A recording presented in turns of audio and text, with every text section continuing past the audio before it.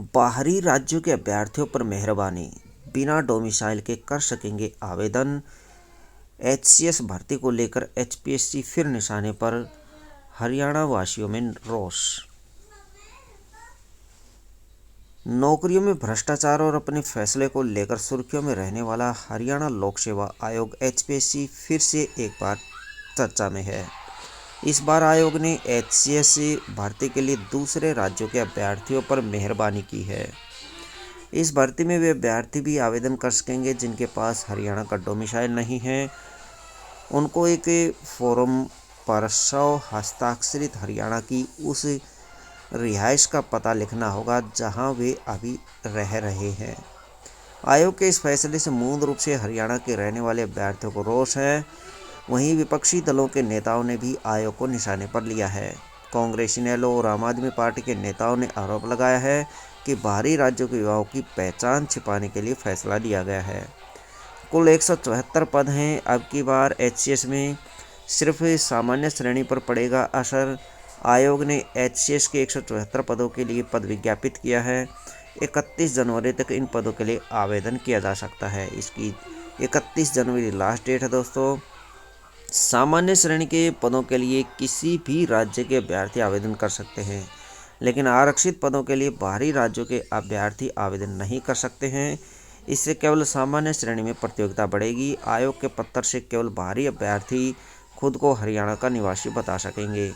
इससे बड़ा सवाल है कि केवल 100 हस्ताक्षरित फॉर्म अपलोड करने को कहा है। ऐसे में ये तस्दीक कौन करेगा कि बाहरी अभ्यर्थी कब से हरियाणा में रहता है या नहीं। आयोग में लगातार खाली रह रहे हैं पद। पहले ये पता लग जाता था कि किस भर्ती में कितने बाहरी राज्यों में नौकरी लगे, बाहरी राज्यों के लोग नौकरी लगे, लेकिन अब हरियाणवी बताए जाएंगे। आयोग के चेयरमैन बिहार से हैं, इसलिए वह बाहर के युवाओं को हरियाणा में पूरा मौका दे रहे हैं। एचपीएससी के चेयरमैन जो हैं दोस्तों वो बिहार के हैं, इसलिए वो बाहर के युवाओं को मौका दे रहे हैं। ये कहा है रणदीप सिंह सुरजेवाला ने।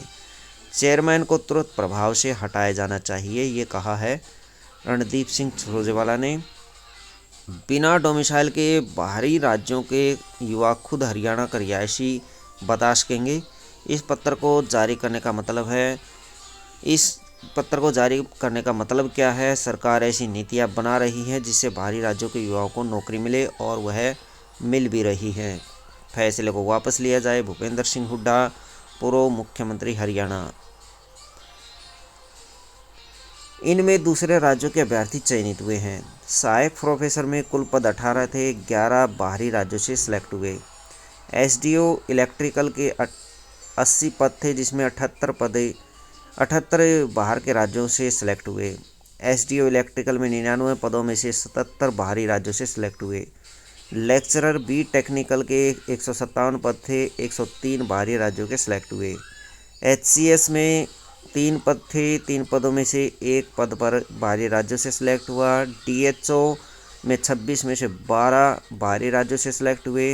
एचसीएस बीडीपीओ में 7 में से 4 बाहरी राज्यों से सिलेक्ट हुए दोस्तों।